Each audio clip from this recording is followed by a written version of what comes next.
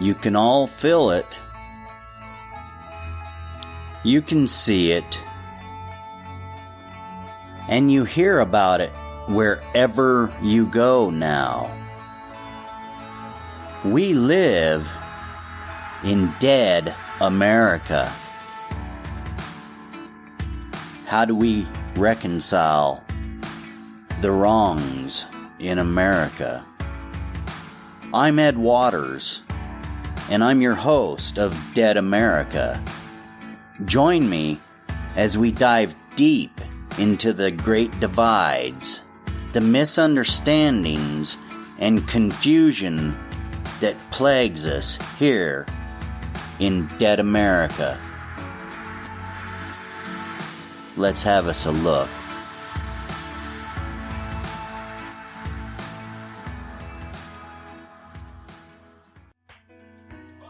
Hey everybody, I really do hope you love Dead America. Did you know that you can actually get paid just for listening to us here on Dead America? Or any other podcasts that you might like? I know it sounds insane, but it's true. We just discovered this free new app called Podcoin, and it literally pays you to listen to podcasts. Here's how it works. You listen to the podcast, and you earn Podcoin while you listen. Then you turn that Podcoin in for gift cards at places like Amazon or Starbucks. Or if you're a good person, you could even donate that Podcoin to charity. The more you listen, the more you earn. So here's what you do. Download the app right now on iPhone or Android. And I have a special code for you. Simply use our code DEAD, D-E-A-D, and you will receive 300 Podcoins just for signing up. And if you listen to enough of us on there, you can get a cappuccino at Starbucks or an Amazon gift card on us. So go ahead and go listen to this podcast or any other podcast that you love on Podcoin and sign up with the code DEAD. That's D-E-A-D. Enjoy your coffee.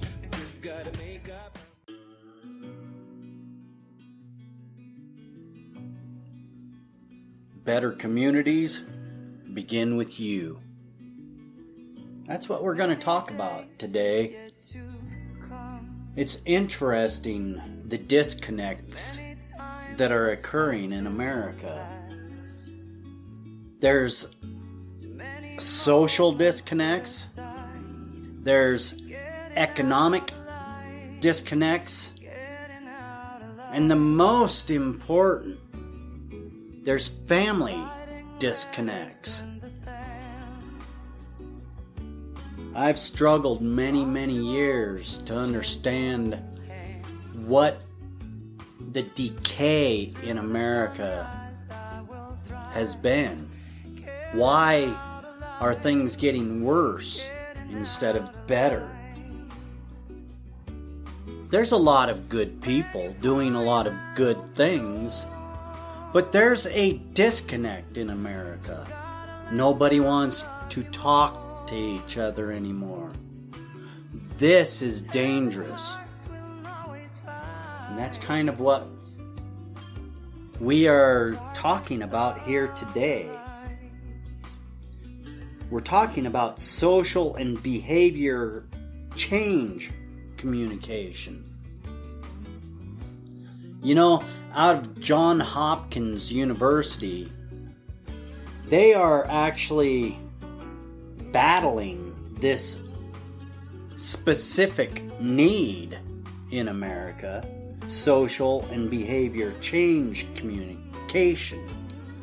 Nobody is communicating properly anymore. I've lacked this skill of communication in my life, and it's very vital. It's important that we understand how to communicate effectively with one another so we can get our feelings understood by others. So there's not that disconnect. There's a lot of bitterness in America, and communication is the key.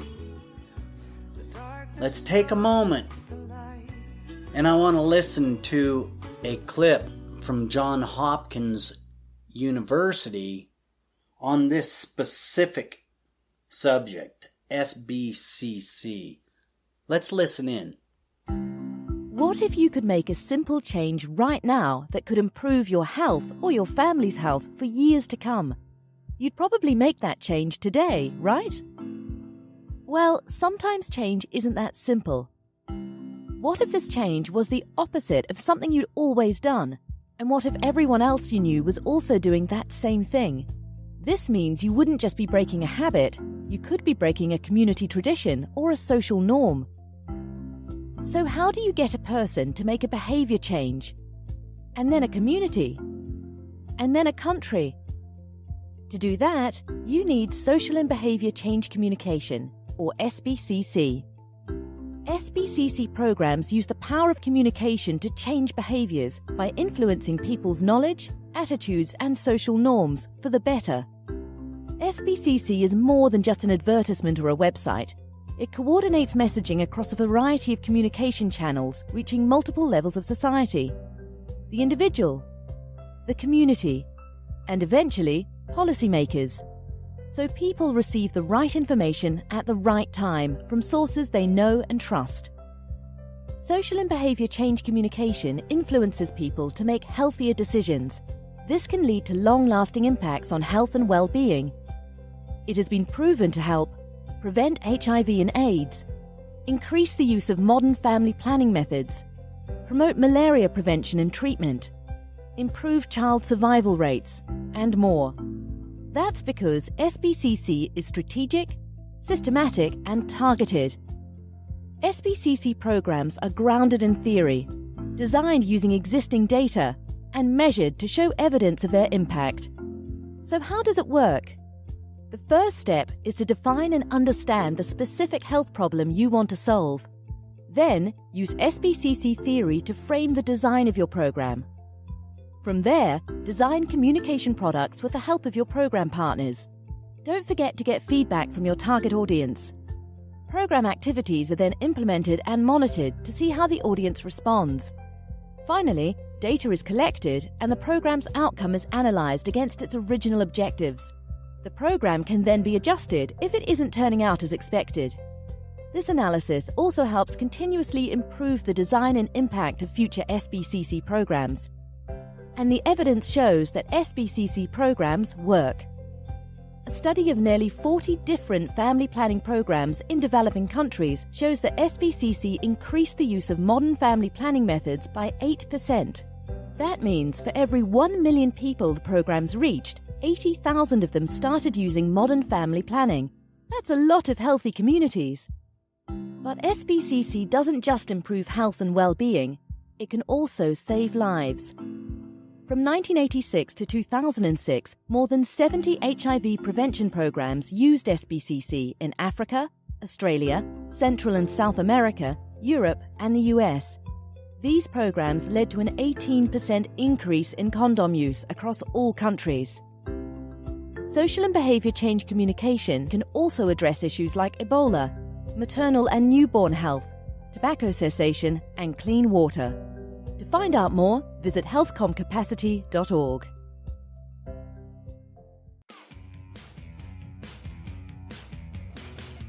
As you can see, effective communication.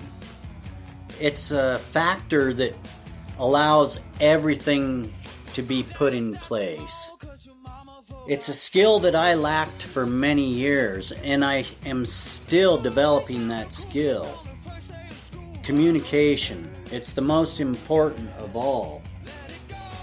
Behavior change is influenced by motivation from others, which is known as external influence, as well as from within oneself, internal influence. Internal influence plays a significant role in creating more enjoyment of a behavior change, instilling a sense of ownership of the new behavior, which in turn instills a sense of ownership of the changed behavior. When designing SBCC strategies, enabling factors that affect the outcome must be considered. The following are some of those factors. Effective communication. Enabling environment, which includes policies, human rights, community values and norms, user-friendly, accessible services and commodities. These are all part of good social and behavior change communication, SBCC, often also only BCC or Communication for Development, C4D, is an interactive process of any intervention with individuals, communities, and or society to develop communication strategies to promote positive behaviors which are appropriate to their settings and thereby solves the world's most pressing problems. It's important to understand how to build these social and behavior change communication programs. Communicating is very important. I've been working very hard for better than a year to try to change who I am. I reached out to vocational rehabilitation back in October of last year to try to develop skills to come out of my disability, because physically I cannot do what I used to do, and mentally I don't know how to do all of those things to create income for myself. So I've been trying to teach myself these strategies to use different techniques, come out of using my brawn to using my brain to make money. It's difficult, and I'm telling you, I reached out to vocational rehabilitation to help bridge these gaps that I have to overcome my barriers to employment. I was eager and I was really anticipating to be frank, quick help program. Well, there's no such thing. Better communities begin with you. And that's what I've come to determine. I have to determine what's best for me and my community. Well, I've got to learn different ways to achieve those goals that I want to set for myself. Sometimes these programs that are set up, they're not administrated well. They need help. Well, there's other programs administrated by other portions of our government to ensure that we have effective communication. And that way, we can get to the bottom of issues and fix them so it doesn't happen to other people. All I wanted to do was find a way to better myself, to better my community. And money was never a factor. I just wanted to feel worth something. I wanted to be able to do something other than sit and be discouraged and depressed in my own mindset because of what I can't do anymore. Well, I've been trying to change my mindset thanks to a group over at Dialogue. I was able to see maybe I do have what it takes to become something better. So that's what led me to reach out to the people at the vocational rehabilitation. What I was met with was a challenge beyond what I expected. And it frankly put me in a negative light again. I actually was on that road of, well, is it even worth it? Should I even be here? Am I worth even being alive? That is not what vocational rehabilitation is supposed to be. So what I've done is I reached out to the governor's office, their advocacy program, and I asked, what could I do? How can I make it better for the next person, though, so they don't have to go through what I have went through? And I will be getting into a lot of that on my blog over at deadamerica.website. Each day I post a blog article about my life or atrocities in the system. Dead America is all of us, and we all need to get involved to change what's going on. Well, that's what I'm trying to do now. I reached out to the governor's office, and I was told about what they call SRC. It's the State Rehabilitation Council. Originally, the SRCs were established to advise the designated state agency regarding its performance in providing vocational rehabilitation services to individuals with disabilities. The passage of the 1998 amendments to the Rehabilitation Act shifted the focus from a state rehabilitation advisory council to its current role of policy partner. This significantly changed the role of the State Rehabilitation Council, giving the council independence, autonomy, and a stronger advocacy role. SRCs now work in partnership with the public vocational rehabilitation program on the effectiveness of its policies, programs, and services in meeting the needs of persons with disabilities. So I have in my hand an application to get involved with the State Rehabilitation Council. That is my aspiration and goal. I did get approved for vocational rehabilitation after many months of struggling and trying to figure out what the system is doing.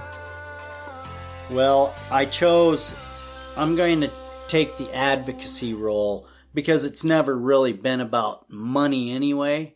It's been about helping people. That's what I started podcasting about. And I intend to do just that. So I want you to get involved. If you know of anybody with any issues or problems, especially with disability, get over to deadamerica.website and become a guest on the show and tell your story. I want to hear it because I want to get involved and advocate at the state level with the governor and their councils on getting things right for people with disability, mental health issues, and all of the troubles that the system tends to be placing on people. It's time to stand up and be strong, and more importantly, be united. I'm one person. I'm disabled. I'm not well educated, but I do have a voice, I do have a mind, and I do know how to read. So my thing is learning how to advocate well for others. Because I've dealt with anger from what I've been through, and I don't want to go through that anymore. I've learned to control my anger. Although I still will get mad on occasion, I've learned to settle it down rather quickly. And I want to address it through advocacy, my voice, my pen, instead of through yelling and violence. That's not going to change anything, people. Unite with me. Become part of the solution instead of being part of the problem. We can do this if we unite. Come together. Help me understand the problems in America. Help everybody understand the problems in America. Better communities begin with you. Let's all remember that and join in today. Like, share, and subscribe to the podcast and our blog over at deadamerica.website. You're going to see a lot of things coming out of us, and I hope you get involved. Let's change the way things are done. We are America, and the eyes of the world are still upon us, looking for direction. Unity. We can do this. Get involved today. deadamerica.website. We're eager to hear from you.